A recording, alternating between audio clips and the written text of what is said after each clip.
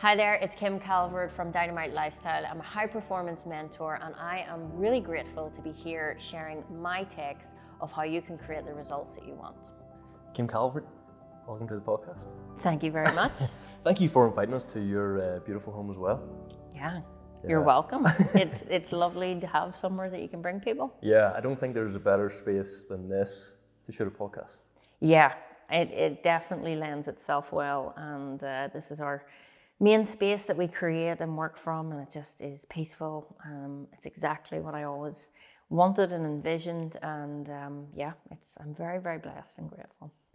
There's actually a really funny story here. The first ever time I came across you, it was a couple of years ago, and I was flicking on YouTube, and it was actually an event that Sandy and Bob were doing. Yeah, probably paradigm shift. Yes. Yeah. And there was loads of people there, and Bob was up and he says, I want to introduce you to this woman called Kim. Mm-hmm. And I thought to myself, I didn't really think too much about it, but I thought to myself, okay, a woman called Kim. She's probably from like Texas or probably from Toronto or somewhere like that. And he went on and he said, she's from Northern Ireland. Yeah. And as soon as I heard that, I thought, wow. Yeah. Out of everywhere in the world, this woman. What an exotic place. Yeah, is from here where I am. Yeah. I couldn't believe it. I was like, whoa. And then you came up on stage and you did your thing. Mm-hmm. I thought, wow. And then a couple of years passed, ended up getting friendly with Rachel. Mm-hmm. And she mentioned to me she was going to work for a woman called Kim. Yeah. I said, who's Kim? And the next thing you know, it was the same woman. It just blew my mind, to be honest. I was like, wow, like what is actually the chances? But honestly, like, where did this whole journey for Kim Calvert start? Yeah. Well, it is a long but interesting story, and I'll give you some of the cliff notes because honestly, the story just keeps unfolding and changing the more that I grow and change. But essentially, it all started back very similar to what you've just actually explained, where go back a stage. I was brought up in a beautiful home from Lurgan in Northern Ireland. So again, very exotic place, must see in Northern Ireland. And I grew up in this small, pretty close-minded town, quite frankly. But I grew up in a lovely home environment. There was love, there was good teachings. I came from a very religious background, so there was a lot of different kind of rules in place, shall we say. Went to school, really didn't enjoy school one bit. Wasn't bullied, didn't go through anything traumatic, but essentially I was always an outside person. Let me go out and play. I loved home time, break time, and that was about it. And PE, that was always a good subject. And essentially I went through school not feeling very smart, but you kind of had to go, etc., etc. So my family was an interesting dynamics at home. There's 15 years between me and my sisters. And they're obviously a lot older. So I was kind of this baby of the family. My mum and dad had already got their own family business. So I grew up at a very different time to my sisters. And what I was exposed to was my mum and dad working 24/7, building a family business. Didn't really see them very much, but I was very aware of what was kind of being created. That set a lot of, I believe, great foundations in habits, beliefs, and just that thought of possibility, because I never heard my parents say it can't be done, or my dad mainly. My mum sometimes can have her moments, but my dad was always anything's possible. So I just kind of grew up in that mentality, never really thought anything different. My dad didn't go to school very long, but he was a successful businessman. He could not spell, so all I ever heard in the home was, how do you spell that? So I learned very quickly at a young age, school doesn't really matter. And if you don't know how to spell, it doesn't matter, because my spelling is still pretty atrocious.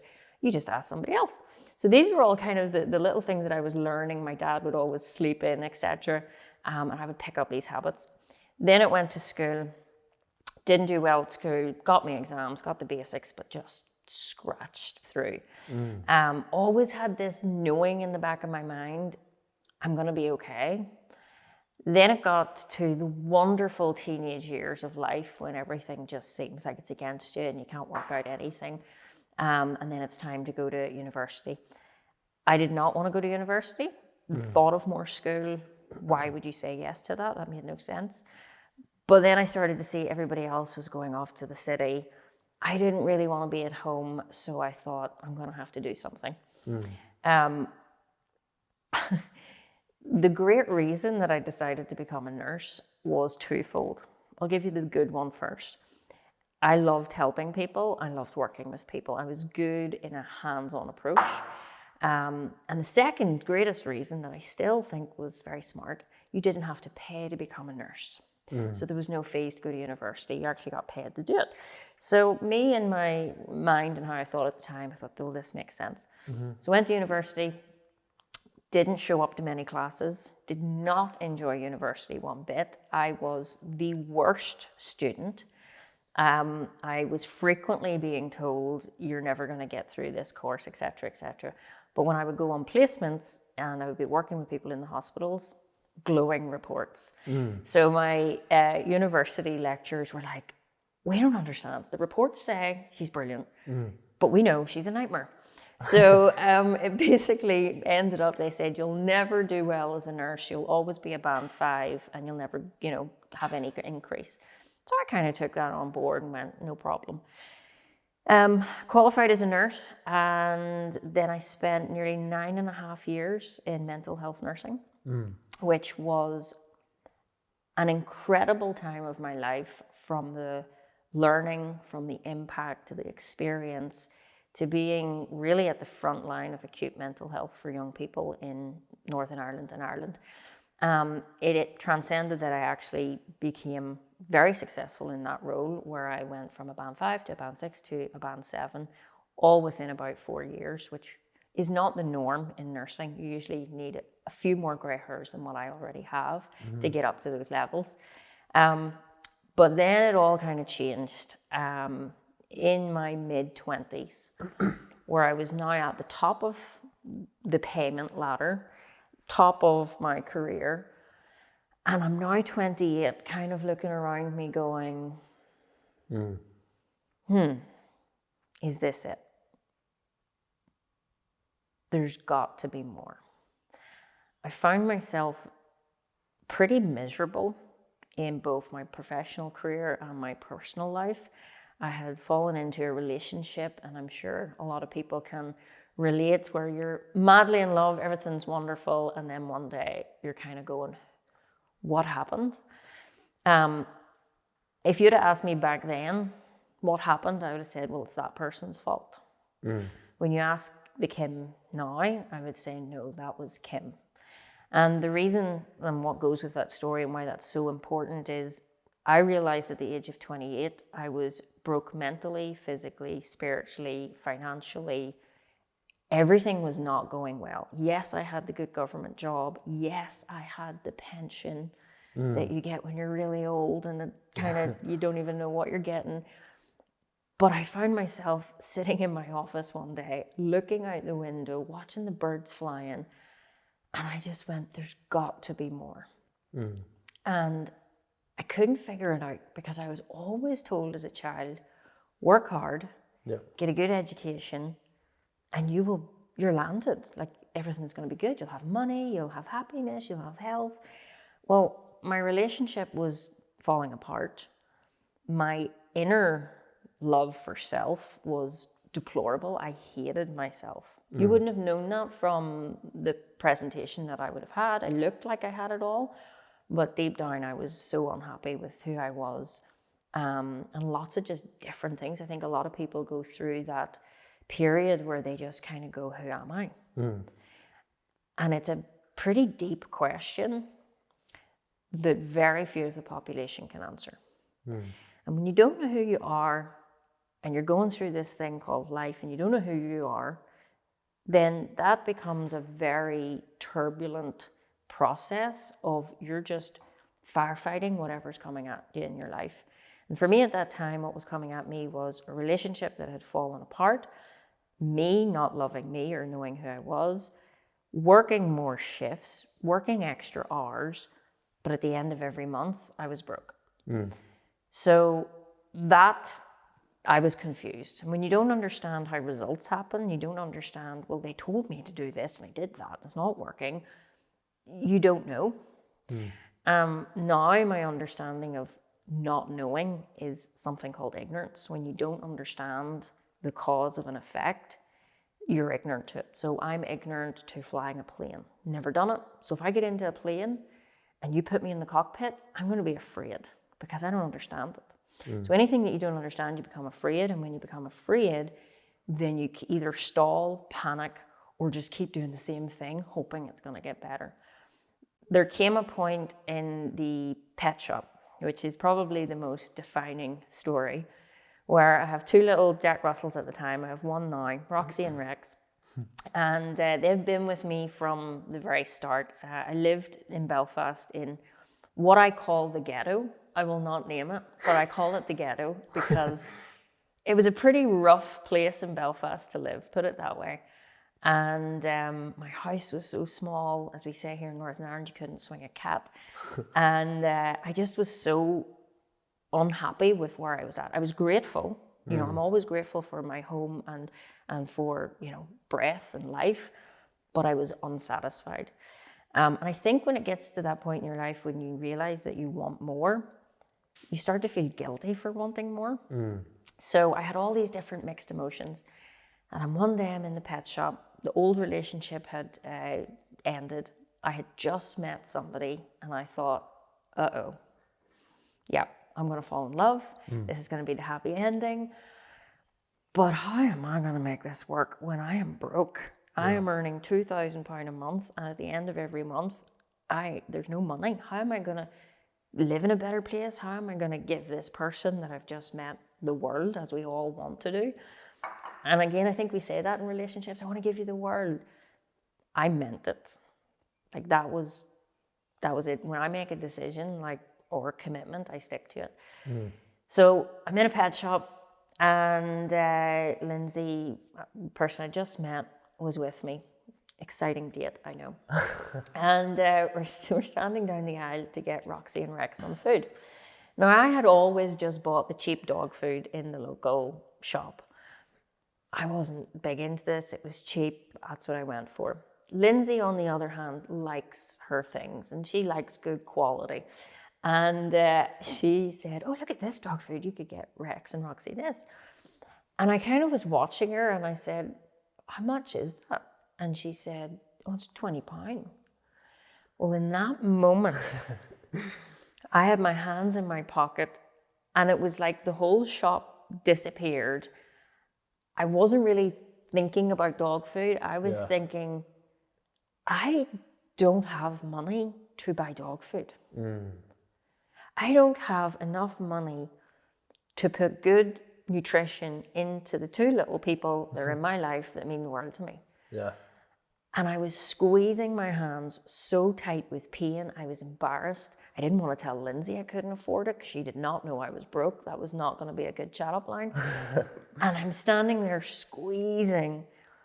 And then I think because I felt the coins in my hand, that kind of triggered me. And I lifted it out. I looked at my hand and I had £4.20 in my pocket. That was the moment I said, never again. I am never going to be broke. I am sick and tired of being sick and tired. I'm done. Yeah. And needless to say, I didn't buy the dog food, but I left that shop a different person. I could take you to the very spot that I was standing where I made an absolute committed decision. Yeah. I'm going to make a change. I had no idea how to do that. And I suppose that's a teaching in itself. When you make a committed decision, you don't need to know the how. A lot of people are interested and not committed. And when you're interested, you do what's convenient. When you're committed, you'll do whatever it takes. I think everyone knows when they've done that. It's like when somebody asks you to marry them, you don't go, how are we going to afford the photographer and the flowers? No, you just go, yes. Find a way, yeah. Totally. So I made that decision. I went home. I did something similar to you, YouTube. And I was like, right, how do you become successful? Like, what do you type in? So I typed this in, and at the time I was now at the gym. I was an athlete for 10 years. I kind of threw myself into the gym because in those days I felt so unworthy and so horrible inside, outside. Like I just didn't like me. So the very smart person that I was thought, well, if I get a six pack and I get, lean and I get good, I'm going to feel good. People are going to love me. So I just went into the gym. That took 10 years of my life, training twice a day. I ended up competing in the competitions here in Northern Ireland, went to the Brits, won, did amazing. But when you've just stood on stage after about a year's training, you've won it. You're standing on stage, everyone's screaming. And again, the same thing, it was like it all stopped because I was waiting on the stamp of validation. And it didn't come. And I realized in that moment, that was another great teaching moment, I was trying to change my outside world by taking an approach from outside, whereas you got to change the inside to create the change in the outside. So that was a big 10-year lesson. It took me a while. But essentially now I'm at this place where I'm going, what will I do? I look up YouTube, I'm at the gym, I'm listening to motivational. And then one day in the gym, running on the treadmill, I was never into the real motivational, happy kind of let's all go roar, roar kind of vibe that never really, that kind of is short-lived. Motivation is short-lived. And then this voice came on. And if you've ever heard Bob Proctor's voice, which I know you have, it resonates with your soul and the very essence of who we are. Not because it's Bob Proctor, and Bob would have always said that. It's not me. It's the energy that's working to and through him. He is speaking the truth about you, and you feel it because we're all essentially the same. So I near fell off the treadmill because this man, this old man, I always told him, you are this old man with grey hair and glasses. And I'm listening to this man, he's going, your thinking creates your results. There is a science to achieving anything you want in life. And I'm going, no. Yeah. Wise up. Yeah. But he said it so calm, so cool. He wasn't this kind of typical American sales act. He was just saying it like, this is a cup of coffee. Like, how do you, it was so, I went, hold on, there's something here.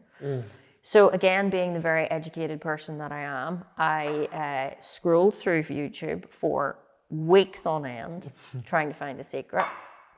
Next video, next video, next video.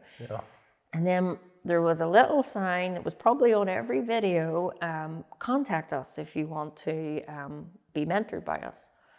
So I eventually had the courage, clicked the button, got on a phone call with Bob's company at the time, and they said, look, we can mentor you and we can teach you. You can even come and work with Bob Proctor. What? I like the sound of that. Because obviously my background in psychology and nursing, it lends so much to what I do now. It's totally different. When I was a nurse, I was treating symptoms. Now, as a high performance mentor, I'm treating the root cause. So it's almost this total different end of the scale, if that makes sense. And that was always me as a nurse. I wanted to get people thinking forward, future orientated, goal orientated, not take this prescription.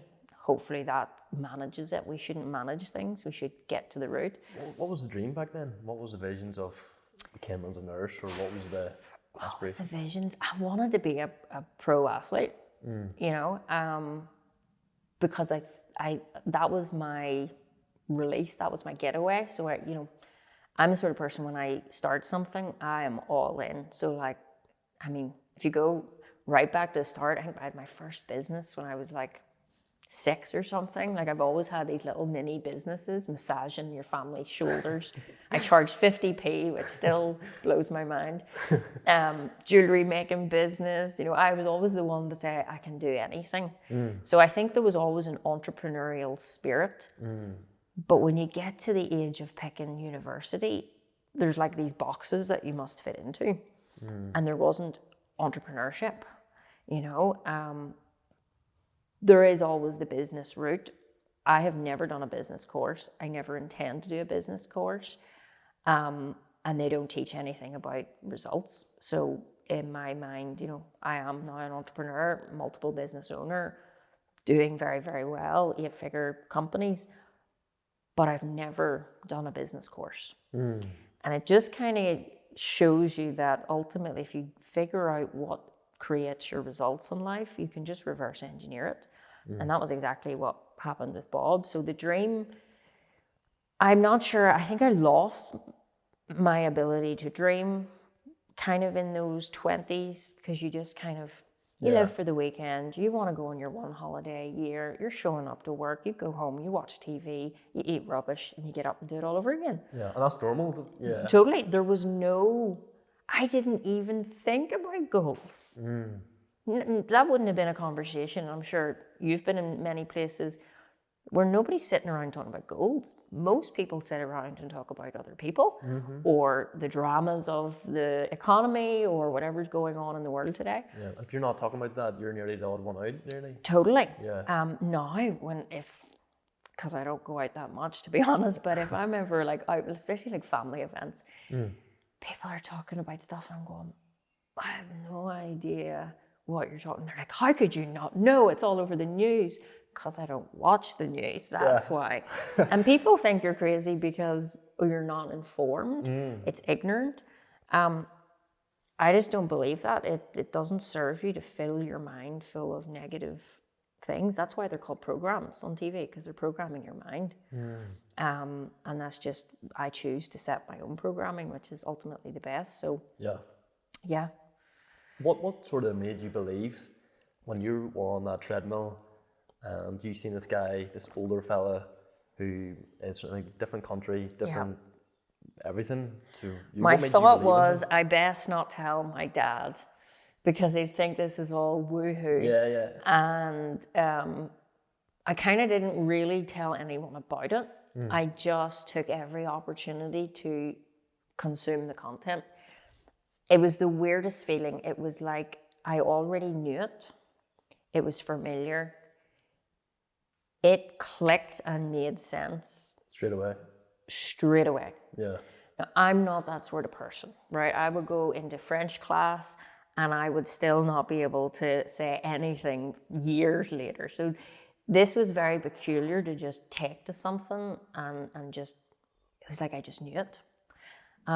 So when I had that phone call and they said you could come and work with Bob, I thought, yes, I'm in. Now I'm still sitting in the ghetto, in the tiny little office upstairs, going, I still only have 420, and I'm pretty sure I'm not good at math, but that's not going to be the investment. And the investment that I had to make in myself was over 20,000. I had no savings. I have no money. I've just met somebody, and I'm going, yeah, I'll do it.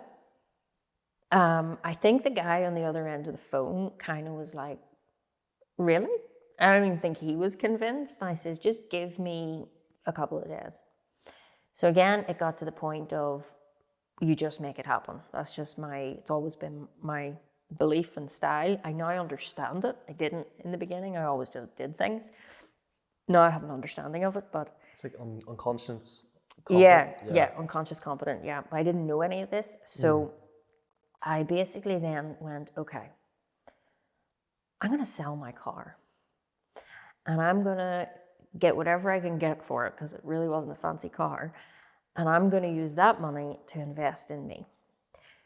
And Bob would have always taught the greatest investment you can make is in you, not on, a lot of people doing it, especially these days, they're panicking and they're firing money into whether it's Facebook ads for their business or strategies or the stock markets or whatever it may be, hoping that it will work. I didn't have that much and I needed it to work. So I burnt the boats. I decided no retreat. I'm going all in. And since I'm going to sell my car and now become Bob Proctor's #1 global consultant all over the world, because that's what I decided. You made that decision? Oh, totally. I was kind of like, I don't really have time to be a nurse. So I'll quit that. I'll sell the car and I'll go and work with this old man with glasses that I've never met, which I thought he was in America, he's in Canada. That seemed sensible. So If you that's tell that to the average person, they'd be like, what are you doing? absolutely, yeah. So now I'd made my decision. I was delighted. Sold the car, got only a couple of grand for it. And then I said to them, look, take this as my deposit. Let me get started. Teach me what you know. And I will figure out how to make next month's installment, the month after that. Now, I had a mortgage to pay. I had your normal bills to pay. And I walked into work. I didn't really know, like, how do you just decide when you're leaving? So again, I closed my eyes. I had a calendar on my wall. And it was the 11th of November. That's when it landed on, which is interesting because it's 11/11, which is prosperity. And I had 3 months to give, because when you're a nurse at the level I was, you have to give 3 months notice. So those 3 months, I must have been a nightmare to work with because I just was every day going, I'm going to go out and change the world. I'm going to start a business. I'm going to earn millions. I'm going to impact millions. I'm going to be Bob Proctor's #1. He doesn't know that yet. He doesn't know me yet, but that's what's going to happen. And then I started to really think about, like, what else would I love? And I always had a dream to give my dad the ability to have a Ferrari. And my dad was the dad that when you go on holidays, he has the Ferrari towel, the Ferrari mug, everything but a Ferrari. Yeah.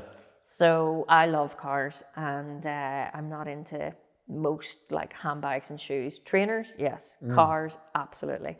So I had this dream. I'm going to create a Ferrari. I want it in blue. I want a black roof. I designed it all, drew it all out. As a nurse, still. Well, no, now I had 3 months to go. So I'm now starting to learn about goals. So in these 3 months notice that I have to give, I'm now already on the process of thinking about goals, because I'm already Bob Proctor's #1. Like, I was there. So I sounded deluded. Now, I work in mental health, and I'm pretty sure they were ready to lock me up or something, because they're just going, last week she was miserable. Last week she was broke. Last week she was going through a really difficult relationship breakup. This week she's gonna create millions, impact millions, drive a Ferrari, build a dream home, and do all this stuff.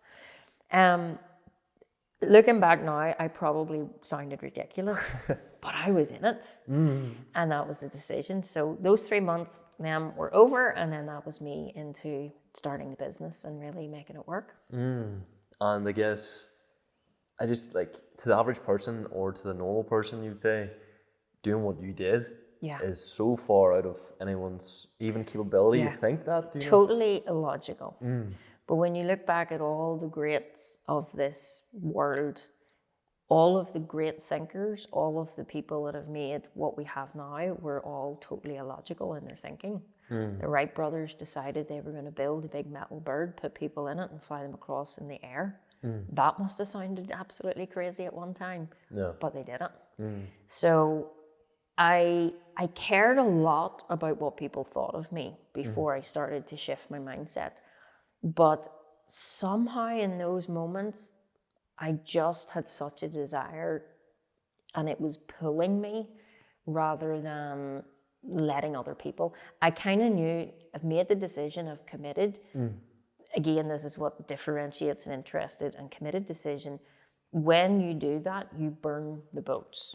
So there was an old story of when army brought their boats to go and conquer this land. So the general of the army said, we must win or we perish. And he burnt the ships so that his soldiers couldn't get back. So the only way they could move forward was by winning the battle. This was the exact same feeling. So in my mind, it was never I'm going to try this wee business, as people say here. No, I'm going to win. I'm going to succeed. I'm going to make this happen.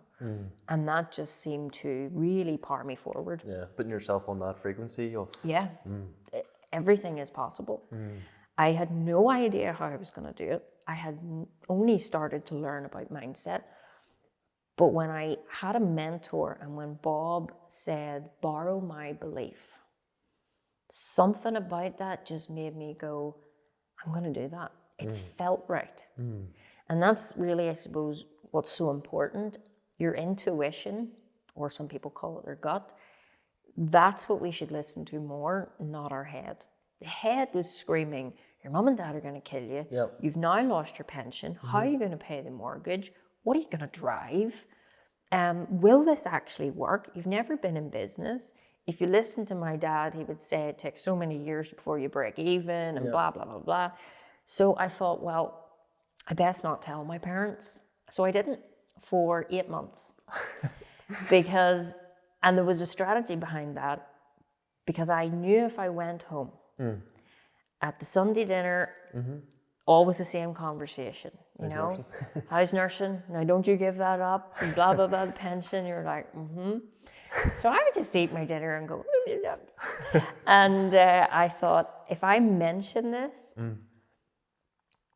and it's through no fault of my parents' ignorance, but they are only going to tell me, you're crazy, don't do it, it won't work. And I had to protect my own self at that time. It's not that they were not wanting to be positive towards me, they just weren't. Nobody's wired to think that way. You go and tell that story to anybody, they'd all say, don't do it. Yeah. But it's the people that step out and do it regardless are the ones that will then move forward. Did you ever feel, even now, did you ever feel guided? Every moment in every way. Not total understanding of it, but I trusted in it. So my quote has always been from I've Been Tiny, walk by faith, not by sight. And faith is what I used to think was religion until I started to understand the more spiritual understanding of it. And faith is ultimately believing in the incredible, doing what other people call impossible, and bringing it into form. And that faith is really believing in your own self-guidance. That brings me on to kind of what I teach people is most people are not connected to that. It goes right back to the who am I question. And if you do not understand that guidance system within you, then you can't harness it. And what you then end up listening to is the negative self dialogue and inner chat. And that can either be things people have said in the past, or you're worried about what other people think. And that's so loud, you can't hear the still, quiet voice, but it's always there. I feel like yourself and your story is very similar to Bob's story. Like, whenever you guys started, I think he was on like 4,000 and you were on 2,000 a month. 2,000, and then within a year, you guys shot away up. Totally. What changed there? What was that thing? What was that? So it was a complete, there's so many different attributes to it, but to put it in the most basic way, I discovered who I was. I discovered the power of mindset. I was a mental health nurse. Went through 3 years of training, never was taught about the mind. Never taught about the conscious mind, the subconscious mind, or higher mental faculties. None of that, which is quite mind-blowing, right? It's kind of like doctors are not trained in nutrition. That blows my mind too. But anyway, so I was never aware of what I had. We all have a mind. Every single human being. If you ask Joe Bloggs on the street, what is the mind? You never hear the right answer. People will say it's the brain. People will say it's this just grey, fuzzy space.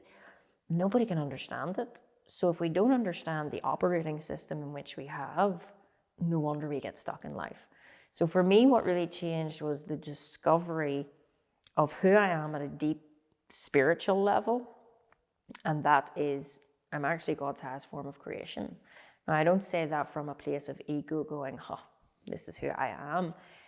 I say it from a place of absolute understanding that you, me, everyone in this world is actually perfect, fundamentally. We have all come into this world for a purpose. We have all been chosen for something. There is an actual reason for you being able to breathe. If you have a heartbeat, then there is a purpose for you in this life. Now, isn't it interesting how some people believe that and some people don't? And the people who believe it are doing very well in life, and the people that don't are struggling. So it all comes back to that fundamental understanding of who we are. Then the second one is, where are we? So when I say that, what I mean is results. When Bob started to teach me how results happen in life, results being how much you earn, type of house you live in, your health, your relationships, all of your results. He said, Kim, there's an actual scientific formula that can tell you why you're getting the results you're getting. I'm going, okay. And basically, in short, your thoughts become things. You become what you think about. Your mind controls your body. Your body is taking behaviors and actions. Your actions, as we all know, go out and create a reaction, which creates our results. Most people think it's just you do things, you work harder. But doing more of the same just creates more of the same. When I started to understand that there's this energy, which is the mind, that is controlling the behaviors and actions and habits that you take, then you get to up level. So that was a huge paradigm shift, because your paradigm is the programming in your subconscious mind. When you don't know that, you're going to keep getting the same output. Similarly, the best way to explain this, if you've never heard of this, is I have a thermostat in this room. It's set to a certain temperature. If I open the door, the thermostat will notice that it's dropped in temperature, and it will kick the boiler on, and there'll become more heat to bring it back up to its set point.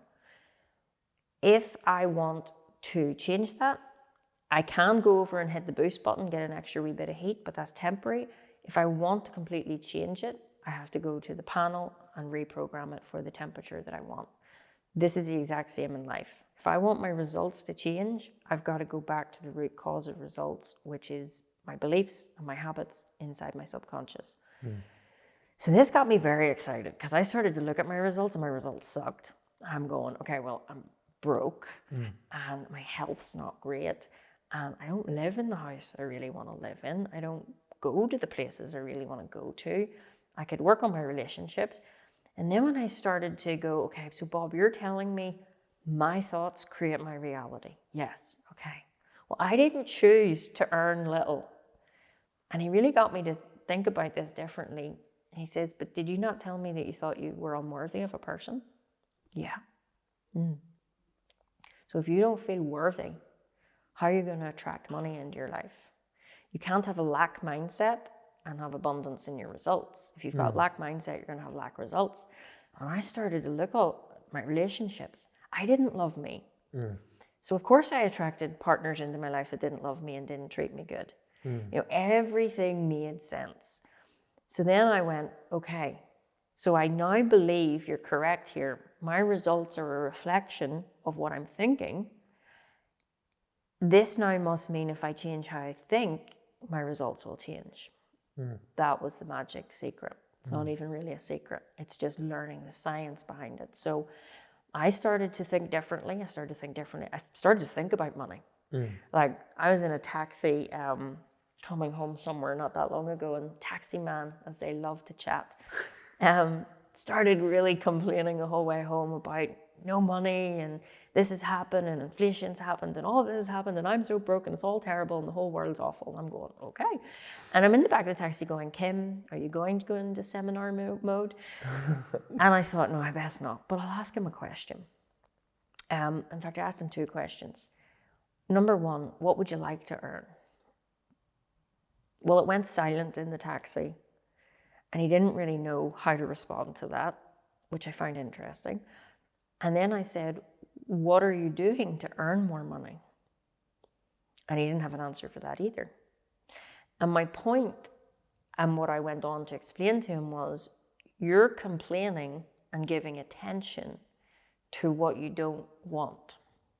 Now, any time that you focus the mind and you give attention to anything, that thing grows. That's how energy works. Energy is not created or destroyed. Wherever energy goes, it grows. So I tried to explain to him, you keep giving attention to what you don't want, wondering why it keeps coming back. And what I got him to start to realize was he didn't know what he wanted to earn, which tells me he's never thought about it. So if you don't think about what you want to earn, you're never going to get it, period. And then secondly, the fundamental thing that I had to learn about money is not only do you need to know what you want, but you need to learn how to earn money. And we were not taught that once in school. Why do you think that is? Because the teachers don't know. Because they're broke. Nobody's taught them how to earn money. Nobody taught I've never in my whole childhood was I sat down and go, I'm going to teach you how to earn money. We're told how to make money. Make money is not the right terminology. We earn money because we give service. Service rendered is where we bring money. So if I give service out, I will be rewarded by an income and also a psyche income, which is the feel-good factor. So he didn't know what he wanted, and he hadn't given any thought to ideas of how he could earn it. So without those two fundamental things, which is thinking about what you want rather than thinking about what you don't want, he was just going to stay stuck.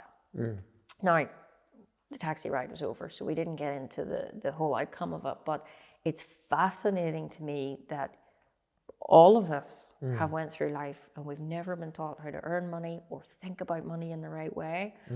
And yet there is an abundance for us all. And it all comes back to we have a poverty lack mindset. And sometimes people don't like me saying that because they get very affronted and go, well, who are you to think that? It's not an insult. It's a reality. You just look on TV, newspapers, go out into your local shop, walk past somebody in the street and say, how are you? Well, let me tell you what it's been like. Nobody ever says the positive. We are so wired to lack poverty and things not going right. And because we've got into that cycle and habit, we get stuck there. Whereas the shift for me was when I stepped out of that and because I left my job, so I wasn't hearing the normal chit chat in the nursing station or wherever. I just went into my own little world and started thinking about what would I love to earn?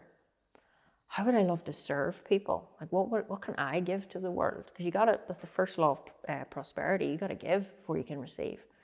And I started to think about these things. Then I started to think, well, what would I use the money for? Because money needs a purpose. If there's no purpose for the money, you're just wanting it for wanting its sake, and that's not great. So when I started to think about these things, wow, did that start something? Because when you start to really think, what you would do if you had more money and more abundance in your life, more abundance of health, more abundance in relationships, more abundance in finances, your whole world looks different. Yeah. But we don't give much attention to it. Yeah, the perspective changes. Total perspective shift. Yeah. You just look through a lens of abundance instead of a lens of lack. And wow, is that world better? So that's what I started doing. I was still living in the ghetto. Yeah. I didn't even get a car at that time. Like, my environment had not changed. I was still in a lack environment.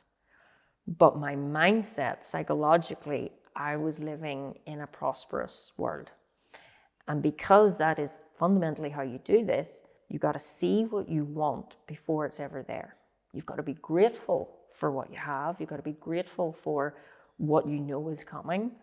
And then when you take the actions from that place of knowing that there is prosperity, you combine it with actions, in comes the reaction, which is a fundamental law of the universe. Action creates a reaction, then the results start to change. I am living proof of it. I drew this house when I was in the ghetto. I went and created my Ferrari. I went to a garage when I was in New Zealand. I was in baggy shorts, drove up in a camper van. I did not look like I was buying a Ferrari. And I wasn't, but I went to go and create it. I drew it all out on the board. I sat in it. And then years later, when I was, doing well now in business, because my business just skyrocketed, it was now time to buy the Ferrari. I went to the Ferrari garage, which is right beside the pet shop, which is ironic. And I walk in, nobody drives a blue Ferrari. Like, they're always red. I'm not about the red ones. And the one that I had designed was blue, yellow stitching, black carbon fiber roof. Every detail was so bespoke. And when I went to that car garage in Northern Ireland, it's not the biggest Ferrari dealership, I turned the corner and the blue Ferrari, exactly how I had designed it, was sitting there. They just happened to have it. Now, they didn't just happen to have it. I created it. And this is the beautiful thing where most people will go, that's far out. But we create everything that way. That's fundamentally what people call the law of attraction. It's really the law of vibration. And when you give attention to something, you start to bring it into your reality. So of course the car was there. How many times have you thought about a new car that you want? You're driving down the road and suddenly I was just thinking about that. There's another one, there's another one. Your mind goes out to seek and bring to you everything you're thinking about. So now if you flip that back to lack, if you're always thinking about being tired, if you're always thinking about never having enough time, if you're always thinking that you don't have enough, guess what's coming back to you? Everything that represents you represents to you. How long were you in Proctor Gallagher? Was it 7 years? Yeah, 7 years. Yeah, so I spent my whole first 7 years, and wow, am I so blessed and so grateful to have my first 7 years. I think 7's a very unique number as well, to work side by side with Bob. Now, obviously, he didn't know who I was in the beginning. He had thousands of people doing the same thing. And I went over to training. I couldn't afford to stay in the hotel that they were putting on the event, so I was staying in a wee shack down the road. And every day I would come into the seminar and I was terrified because everyone was so professional, and I was like, I have no idea what I'm doing. And I sat at the back of the room and just kept my head down, didn't want to speak to anybody, so nervous. But as soon as Bob spoke, it was like, it was almost like that first time that he spoke on stage for 2 hours, I knew it. It was the most weirdest feeling, like I was fluent in a different language. And I couldn't understand this. So fast forward, I thought, right, I want to be his number one. I want to be the best in the world.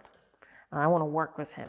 So I've got to get results that he's going to get to know me. Instead of me going, oh, look at me, I'm over here. I knew that Bob wanted you to create results. That's how you get noticed.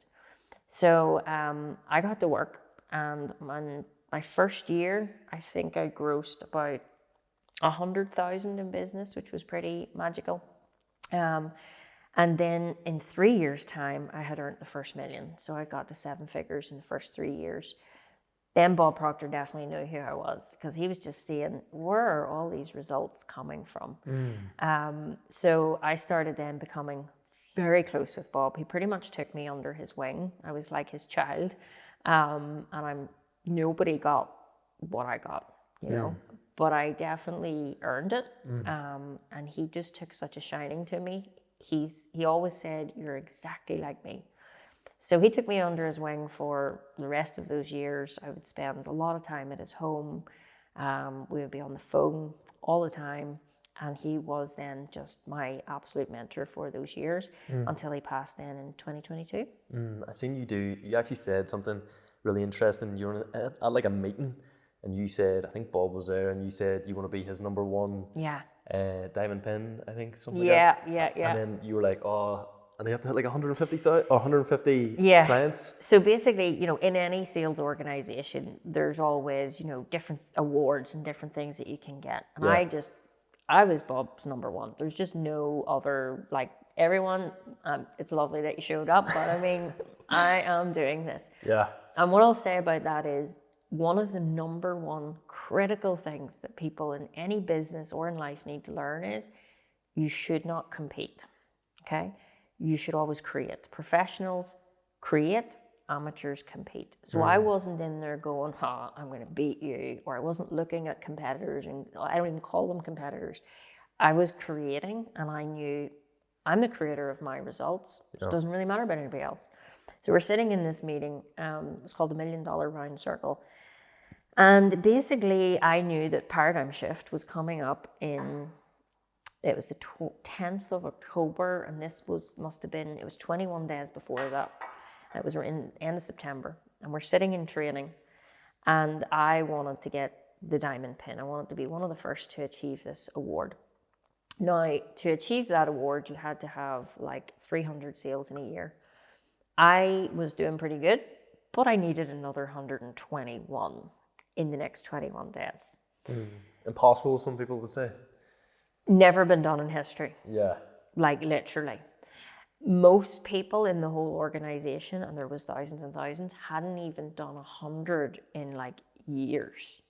So even I had never done this sort of achievement. Bob, like it was impossible, right? So I'm sitting in this meeting and I'm like, okay, I really want to get my diamond pin at Paradigm Shift. And there was a strategy behind it, and I wasn't shy about it. I wanted to get my pin on stage with Bob at Paradigm Shift, because that's the stage you want to get awarded, right? Yeah. So I didn't have to do it by that date, but it was like every year you have to do it inside a year. So that just was the perfect timeline.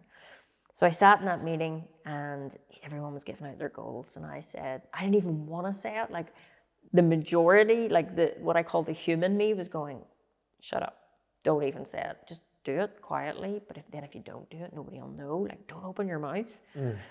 And then, yeah, so I'm going to achieve my diamond pin in 21 days, and I need 121 clients.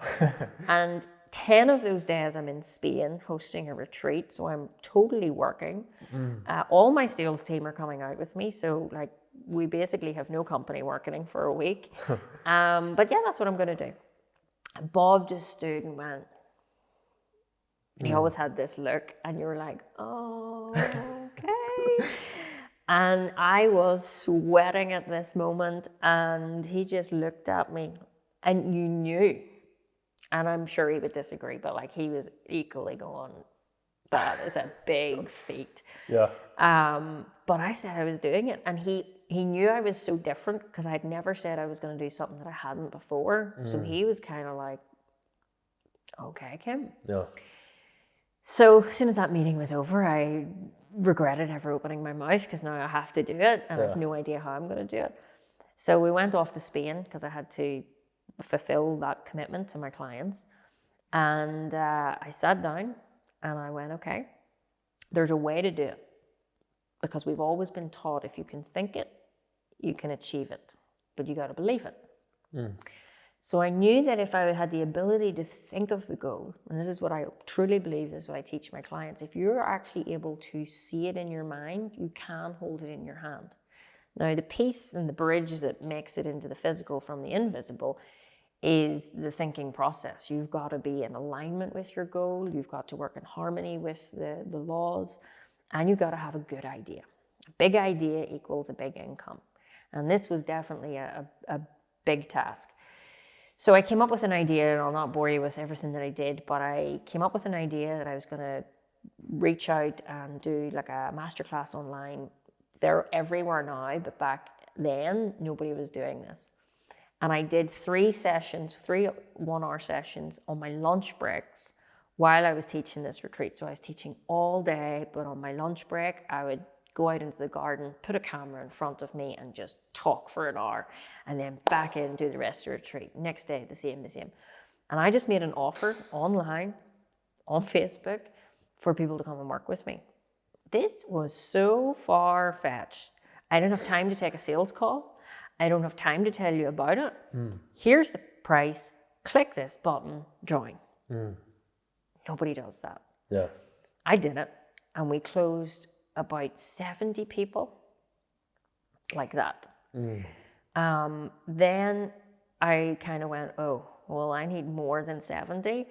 What else will I do? So then I started to think about, well, if I'm going to Paradigm Shift in LA, and we're always taught that you should move forward knowing the outcome. So if now I had the diamond pin and I'm going to LA, what would I be wearing? Who would I take with me? So I went to my tailor, Dee Graham, best tailor in the place. And I said, Dee, I need a suit because I'm going to collect my diamond pin. Oh, did you get the diamond pin? I'm like, well, that's a long story, but I'm going to get the diamond pin, so I need my suit. So he's like, right, okay, I'll not ask anymore. You do crazy things. Let's get you a suit. So I got the suit made. I had my presentation speech ready. Then I thought, well, if I'm going to get this award that is like, no one really has this award, I want my friends to be with me. So then I booked 5 of my friends to fly to LA with me. So you're out money and you're bringing people and you're really hoping at this stage, this better pull off, right? But I'm doing it because I know it will pull off. And you're kind of like, yep, no, it's fine, it's fine. So then I thought, right, well, if we're in LA and I've just won the diamond pin, which means you've reached a huge, multi-7-figure income, we've got to celebrate. And I like to celebrate. We should go to Vegas. So then I booked a private jet to take us from LA to Vegas. I booked one of the fancy hotels. I basically emptied my bank account. That was crazy. But that's what I did. All before you. I was at 70 at this moment, so I still had another big chunk to go. And we have days now to go. So, but because I understand money and was taught money likes to circulate. It's energy. That's all the money is. It's energy. When you understand that and you circulate it, more money starts to come your way. Whereas, you know, a lot of people here in Northern Ireland especially say, I'm saving for a rainy day. And I say, that's why it always rains. Because you're hoarding money because you think there's a lack of it. When you have an abundant, prosperous mindset, you don't care about moving and circulating the money because you understand that's actually what brings more money to you. So all these steps I was taking had a scientific backing. It wasn't just, oh, I want a jet and I want a fancy suit. I was acting from the place of already being where I wanted to be. Now, it was still scary because these were the early days when I was like, really, this is crazy faith walking stuff, but I'm doing it. Yeah. Now it's just like my normal way of living. So then we come up, we're about 3 days out. Me and Lindsay are now getting on the plane to go to LA. We're still about 20 sails off. And we're going, right, like, what do we do now? Most people would give up. I went, nope, we've got a couple of days. You can do amazing things in a couple of days. So I thought, right, what will I do? Well, I need to give more service if I want to bring in more income. That's the fundamental laws of this. So I need to serve more people. So I'm going to put on a master class the day before in LA, and I'm going to teach because that's the only thing I know how to do is serve people. So we put on a master class, and I needed whatever amount left. We did the masterclass in our hotel room. I have everything stacked up, the cameras, everything, and I'm going for it. And we had more sales come in, and then we were 3 short. And I felt myself sitting at the table at this point going, I would say I was definitely stressed out at this point.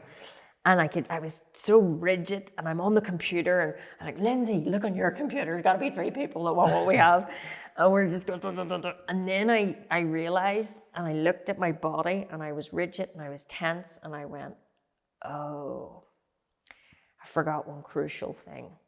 The laws only work when you're relaxed, when you're calm, because the body is an instrument of the mind. And when the body is tense, then the mind can't operate through it. It's just energy flow. So I realized I need to let go and let God. I need to let go of forcing this and let it flow.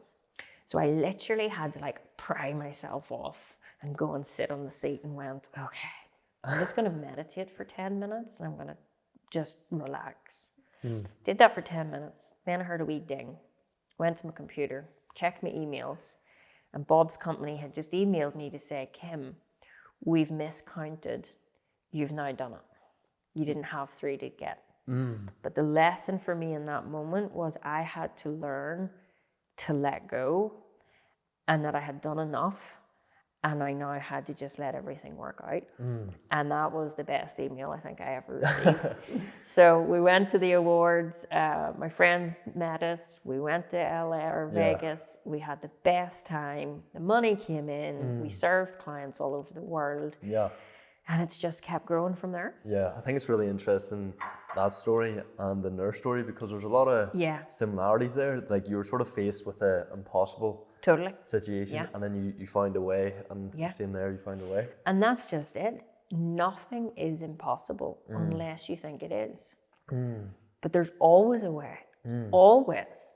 I actually heard a really good quote. It says, do just once what other people say you cannot, and you'll never listen to their limitations again. 100%. And that's what I did with my parents. I eventually went back 9 months in, because my dad had always said something like, when you earn 100,000. So I went back and says, I've earned a few more than that, which was great. Of course, they had their initial, what have you done? I went, it's all good. So it all worked out pretty well. Talk me through the business of what you do now and how you help people. Sure. So I suppose the purpose is for Dynamite Lifestyle. I mean, I'm a high performance mentor. I run a company called Dynamite Lifestyle. We're a high performance mentorship company. And basically what I now do is I've taken everything that Bob taught me, which again, I had so many unique abilities and experiences that just nobody has. And we're so alike, but I do it in my own way. And I've taken pretty much whatever Bob has taught me, and now I share it and teach it to other people. So I'm effectively doing what Bob did. You know, I teach on stages, I do workshops with different corporations and companies, I speak all over the world, but my favorite thing is being a mentor. And I take people through my Ignite mentorship program. We've got several different programs at different levels. So our purpose is, and it's always my slogan, to awaken people up one thought at a time. I had such a desire to help people that were just like me. Now, when you start any business, the number one key thing that you will hear in all marketing is you must have a niche market, you know, pick your niche and specialize. I didn't know what a niche was. So I was like, I don't know what that is. So I'm just be happy if anyone talks to me. And that served me well because I got started. So many people go out to go do a business, but they get stopped by, I need this and I need this and I need a logo and I must have a website and I must know what my market is. And like, you don't work all of those things out at the beginning. You know, you go out, get proof of concept, see what you like, see what you don't like, see what works, see what doesn't, tweak from there. So my purpose is to awaken people up one thought at a time. Our vision in doing that, a vision is your purpose expressed, is through the Source, which is my online platform and app, where it is basically the one place that people can come for personal and professional development. There is no other app has ever been designed in the world like ours. I've personally designed it. We have our own coding team. And basically this is an app that allows anyone at any level, because I was kind of faced with an interesting challenge in the beginning. And how would I put this? You attract who you are in your life. So when I started out in business, I was somebody who didn't really believe in themselves, but wanted more, but was broke. So you can imagine I start in business, the clients I'm going to attract are people who don't really believe in themselves, but know there's more, but are broke. That's kind of like the worst type, because they're the person that goes, I really want what you have, but I can't afford it. And I honestly don't know if I'll be able to do it. So that's not great when you're in sales. So I started to understand that I need to change me to be able to change who I attract in my life. So that is a huge kind of another element of business. But what I really realized in the beginning was I loved working with people who were just like me, who were in a job, unhappy, in a relationship, unhappy, just day-to-day people. That's what I love working with. That is definitely more challenging. I'll not lie sometimes. But then I found myself, because I had started to earn 6 figures, 7 figures, 8 figures, I was now working with millionaires and billionaires and companies and corporations, and they would pay huge money for me to go and teach them what I have. Even now, like, I'm flown to the Caribbean to go and work with billionaires to teach them what I have. I still think that's crazy, because, you know, I'm Kim from Lurgan, who was a nurse. And sometimes you get those like moments going, this is crazy. And I love working with those people, don't get me wrong. But I didn't want to just go and work with all the already successful people. That posed a challenge, because I want to work with the everyday person and I want to work with the successful people. Where do you meet in the middle? And the truth is, there are 7 levels of human consciousness. And I'll not get deep into that, but you'll find people kind of where I was, kind of mediocre at the bottom, following the masses. We call that mass state. And they're just kind of doing what everybody else does, and they're kind of stuck, fundamentally. That's where I was. And then you've got people who are up here in mastery, which is level 7. We have designed the Source, which is our online platform, to have 7 levels, so that when somebody comes and wants to learn, because I my core belief, everyone needs this. Like, if you have a heartbeat and you can breathe, you need what we have. Because there is not one human being in this world, whether they'll admit it or not, who does not want more. It's actually built into our DNA. It's the law of increase. It's like you cut the grass, it grows again, because it also is consciousness. Everything wants to expand. You don't go to the gym and run slower. You're always wanting to improve. So the fundamental nature of human beings is they want increase in their life. So that's why everyone needs what we have, because we show people how to unlock their potential, remove the limiting beliefs, the limiting habits that just keep them stuck, and rise up to the levels of mastery. And the lovely thing is, anyone can do it. It doesn't matter if you're rich or poor. It doesn't matter if you're smart or not. As long as you have a mind, which we all do, you can win. So I created these 7 levels where people can come in at the level that they're at now and grow with us, rather than starting up here when you've got some stuff to do down here. So the source is basically our vision. And then my goal is to get that into the hands of 100 million people. We're on Mission 100, that's what we call it in our company. Everything is focused towards that goal, is Mission 100. So that's the goal, that's what we do. And yeah, we're going to hit that goal very, very soon. If someone's maybe laying their eyes on you for the first time and maybe wants to get involved with you and what you do, how can they go about doing that? So go and download the Source app from the App Store or on Android. It's all the Source. You can plug in there right now and get your hands on the Source Code, which is a 21-day challenge. Doesn't cost you a penny. You can, if you've enjoyed this, you can sit through many hours of me teaching different segments of self-image, understanding who you are, abundance, money, what else we got in there, decisions, goals, understanding your gaps. It's all there. And I have put pretty much a lot of what I know into a tool that anybody can have on their phone, bite-sized chunks, and get started. So that's the Source. Get it on any store. And then we're on all the social media platforms. That's Dynamite Lifestyle. Are you okay for time? Yeah. Yeah. There's something that I really want to touch base with you here. You're talking to so many high performers and you're dealing with all this. What is like how would you say it? Is there a similar trait, or is there like a golden thread that you see that they all have? Well, the common denominator of success is that successful people will do what unsuccessful people are not willing to do. So honestly, the golden thread is consistency and commitment to the goal and self. It's not a common thing, unfortunately.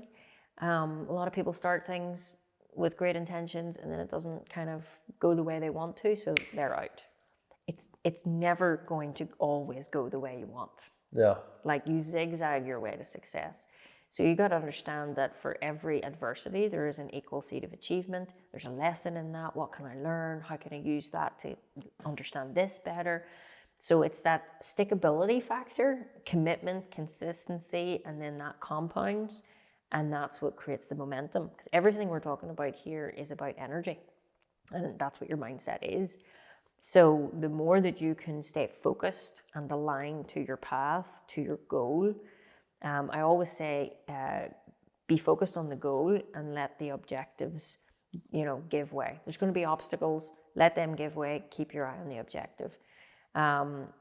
What else is a golden thread? I think understanding that it's about gratitude.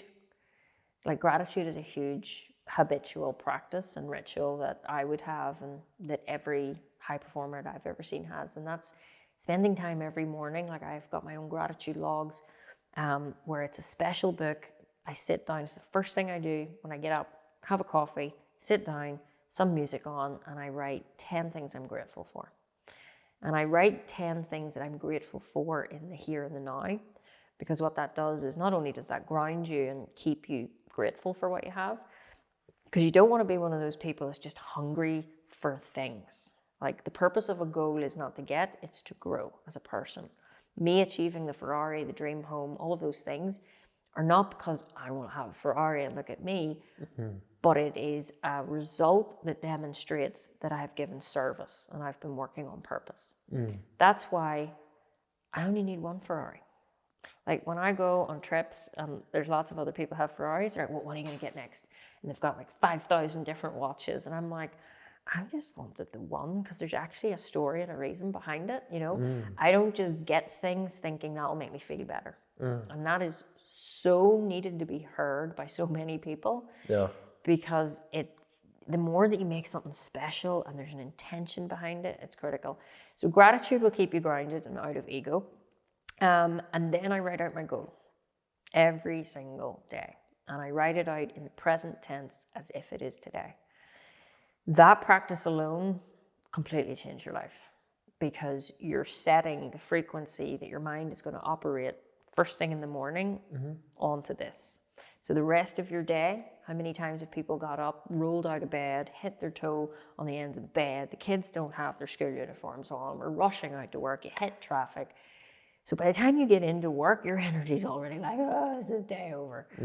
Whereas if you get up, I'm not guaranteeing the kids will have their uniforms on, but if you can get up and set your mind on a positive note, then the tune that you work through the day is going to be so much better. And it's such a simple exercise. Yeah. And yet we're so conditioned to do the opposite. We wake up and go, oh, it's going to be a busy day. The day hasn't even happened yet. How could someone know that? Yeah. But their assumptions are there, and it's assumptions that create tomorrow's facts. So it's incredible. So I would say the golden thread is consistency, gratitude, goal-focused. Say someone's watching you and wants to follow in your footsteps. Yeah. What's like your day-to-day look like so they can maybe do something similar? If you see my day-to-day, you'd probably think I don't do very much. My day-to-day, where I'm at now, I wake up when I want to wake up. Beautiful. Probably my favorite part. No alarms. But I'm waking up naturally with the sun. So I get up usually about 6:30, 7, depending. I come down. I, of course, have to spend some quality time with my dog. I put the coffee on, I put the music on, I put my incense on, and I sit in this beautiful office and I write out my gratitude, as I just explained. That is my favorite part. I do not start work until 10 a.m. So there's nobody contacts me. I don't check emails. There's no meetings. 10 a.m. is when I start my day. Depending on what day it is, I might have some meetings on, but mostly I have been able to delegate and empower my team, who now do such a phenomenal job inside the company. So most of my days are spent either creating, designing, so everything you'll see in the Source app, I have literally sat, you'll see it on that board, I've sat and designed it and come up with everything. My mind is crazy. Yeah. So every feature on it I've drawn in pencil and pen, and then it gets sent to the developers. So I like to be in a very creative space. I understand that my time is my most valuable asset. So what I invest my time in has got to give me a great return. I should not be sending emails. I should not be dealing with a lot of stuff that most people in business, they're not doing their job, they're doing everyone's job. Mainly out of fear of people not doing it right or not wanting to have to pay other people to do it. Yeah. So then their whole time is totally gone. There's no creative space. So the other thing I would probably say to you is on a Friday, that's my thinking day. It is totally blanked out day every week where I just sit and think. I might be in the garden, I might be here, I might be in the sauna, but that is a creative day of letting ideas flow. When you're a really creative person, which I'm sure you'll find, ideas are coming all the time. You're in the shower, an idea. You're driving the car, there's an idea. Quick, let me write that down. So I have an ideas book, and during the week between Monday and Friday, if those ideas come, I can't just ignore them because that would, my head would explode. So I go and write them in my ideas book. Then at the end of the week, my ideas day, my thinking day, I open the book and go, what were you thinking? That was rubbish. Or, ooh, that's a good one. And then I spend that day chewing on those ideas to see what's good out of that.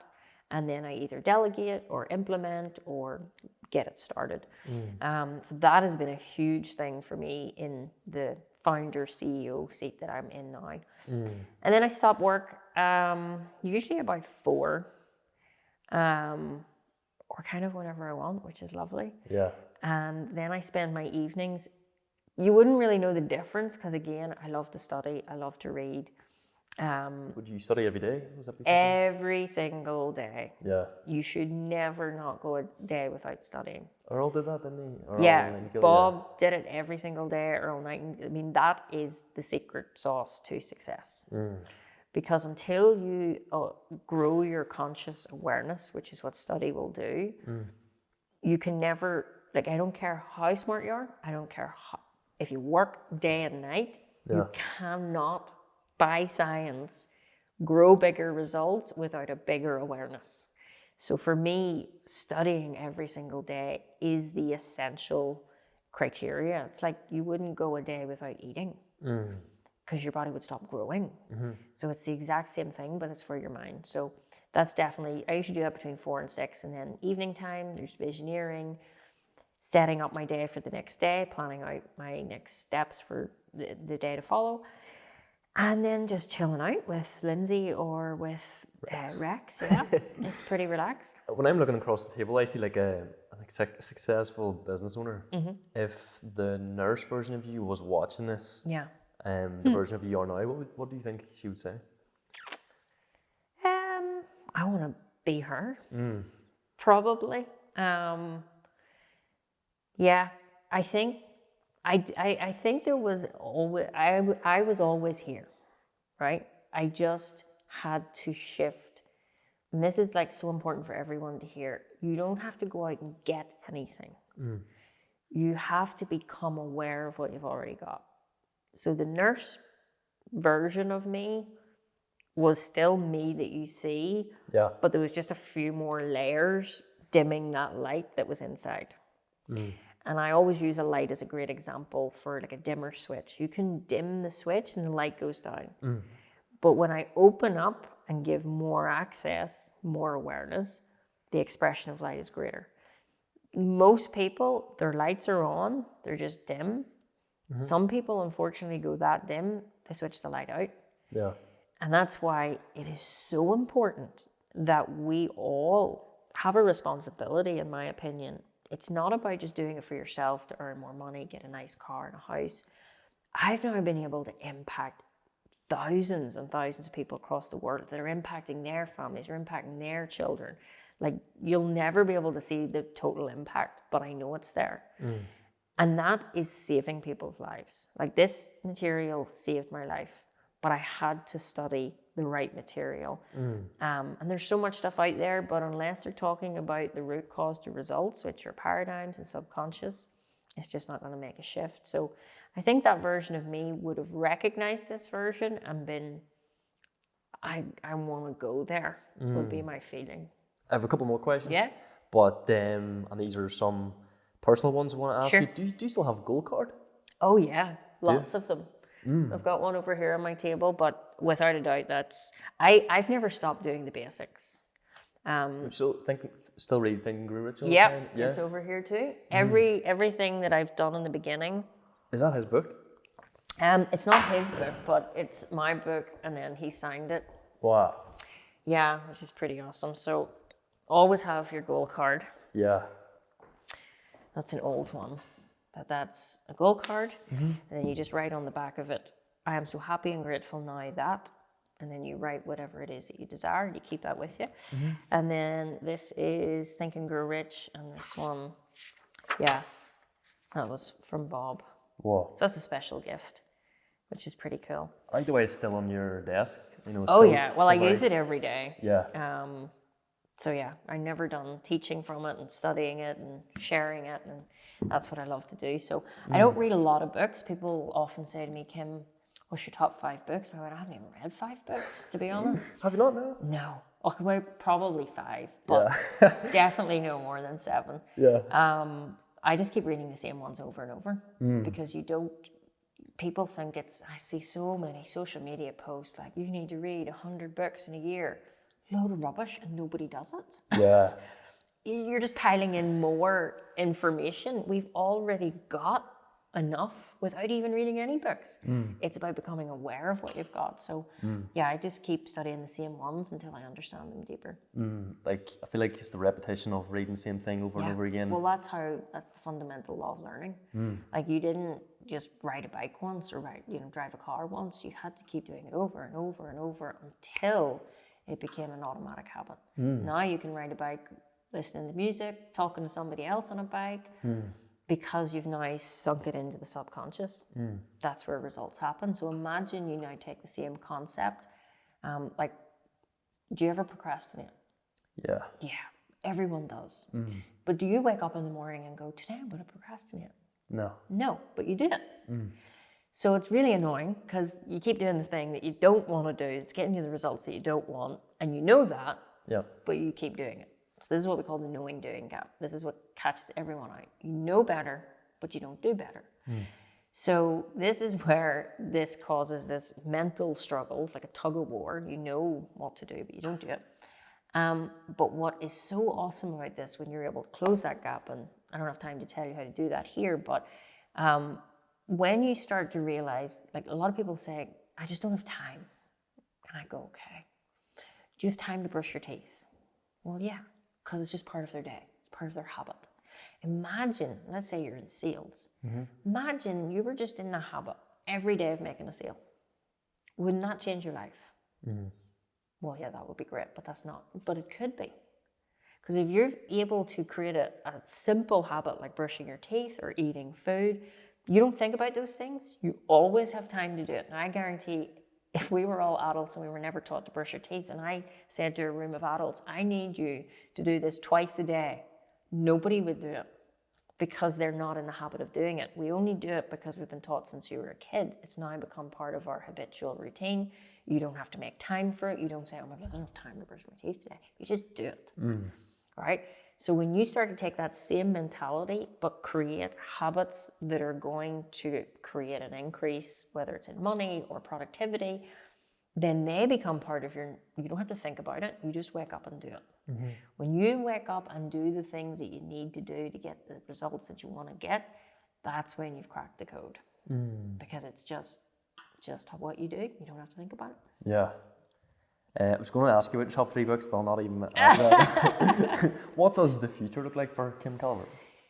The future, I love always getting this question because I think everyone waits and like, what is the elaborate big thing?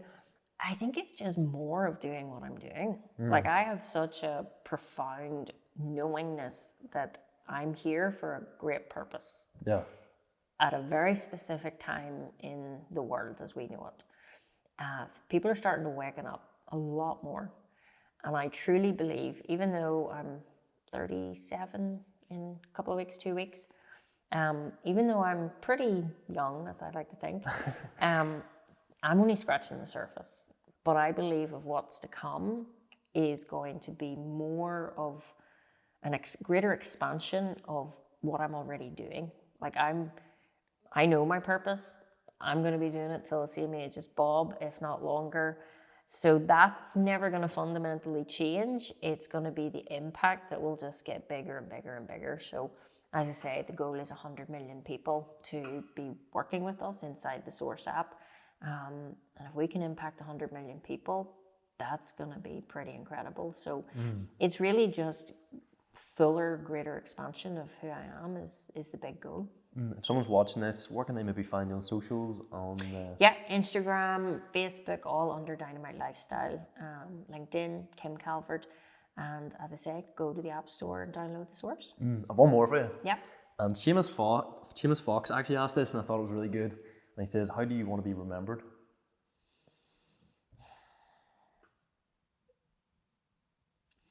Do you know, it's such an interesting question because I'm not in this for me, if that makes sense. Like when you're gone, you're away off to a whole other dimension and it's wonderful. I don't really think you'll worry too much about how people think of you. I think I just want to make such an impact while I'm here that people start to think of themselves. Never mind Kim Calvert. Just think about yourself, put yourself forward, achieve what you want. We're here for a very short time. Enjoy it and live your life. So I don't really think it's about me. Help other people think would be a much better reward. Love that. Kim, thank you so much. Good. I can talk to you all day, to be honest. Good. Well, I did warn you I could talk. Is there anything you want to say when you're here? Just anything you want to touch on? Or? No, I think we covered pretty much everything. And yet, not even a scratch. Kim, thank you so much. You're so welcome. Thank you for having me. That has been all from the official Young Hunger podcast. I hope you guys have enjoyed, and I'll catch you in the next one.